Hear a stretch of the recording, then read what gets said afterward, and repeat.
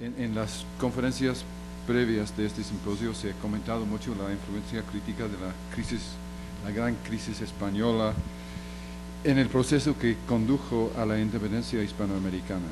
Y se ha enfatizado también la importancia de la rebelión de Haití y el establecimiento del Estado independiente de Haití con su concepto de ciudadano libre.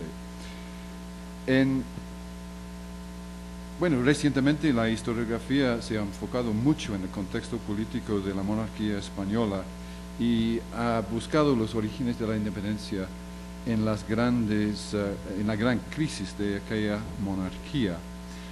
En esta ponencia quisiera esbozar a grandes rasgos el contexto internacional.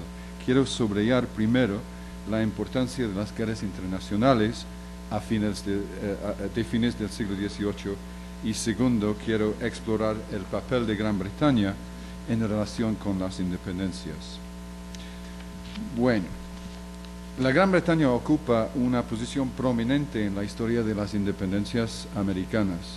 En primer lugar, es singular por haber sido la primera potencia europea que perdió sus colonias en América en una guerra de sucesión. Las 13 colonias norteamericanas fueron las primeras en romper con el dominio europeo cuando en 1776 declararon su independencia y entraron en guerra para conseguirla. Esta ruptura del Imperio Británico en América no solo demostró que era posible derrotar al dominio colonial, con ella vino también una visión política nueva, la de la República Independiente. Los Estados Unidos crearon una entidad política innovadora que iba a tener cierta resonancia en otras comunidades coloniales como alternativa al régimen monárquico y más tarde como modelo político para los estados emergentes. Dado su significado histórico, vale la pena reflexionar brevemente sobre este fenómeno de ruptura imperial e independencia colonial en el mundo británico. Es importante observar primero que no fue el resultado de un movimiento nacionalista. Las colonias británicas estaban divididas entre sí y si tuvieran conciencia de alguna identidad, esta fue regional. La emancipación norteamericana, como la hispanoamericana después, fue más bien un conflicto dentro de una cultura política compartida, derivada de diferencias en la interpretación de los principios y valores de esa cultura. Los norteamericanos pudieron disfrutar de una gran ventaja, la alianza con los enemigos europeos de los ingleses. Francia fue la primera en tomar ventaja del conflicto, entró en la guerra contra Gran Bretaña y el conflicto colonial se convirtió en algo distinto. Francia no solo ayudó a los americanos con armas, provisiones y apoyo marítimo, también convirtió un conflicto regional en algo global. Cuando España también entró en la guerra contra Gran Bretaña, se amplió esa dimensión internacional y empeoró la posición inglesa. A partir de entonces, Gran Bretaña se vio forzada a desplegar sus fuerzas navales sobre un frente muy amplio, desde el Caribe hasta la India. Obviamente la desvió de su tarea primaria. Incapaz de mantener el dominio en el interior del continente y acosada en las costas por las fuerzas francesas y españolas, Gran Bretaña optó por pactar la paz con sus rebeldes coloniales. La intervención extranjera entonces hizo una contribución crítica al derrumbe del régimen inglés en sus colonias norteamericanas. ¿Cuál fue entonces el significado geopolítico de la crisis del Imperio Británico en América y de la revolución separatista de sus súbditos norteamericanos? ¿Cómo afectaron a Gran Bretaña y a las otras potencias euroamericanas? ¿Cuál fue su impacto sobre el balance de poder entre esas potencias?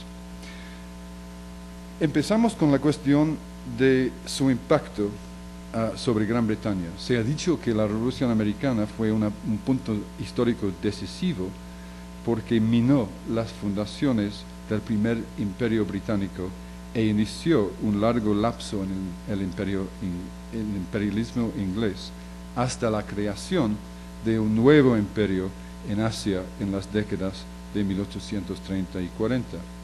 Pero este juicio es erróneo. Es cierto que hubo un cambio de frente en el imperialismo inglés a finales del siglo XVIII, hacia la India y el Pacífico y hacia el dominio comercial en vez del dominio territorial. Pero a finales del siglo, Gran Bretaña sigue siendo una potencia con intereses importantes en el mundo colonial y comercial del Atlántico.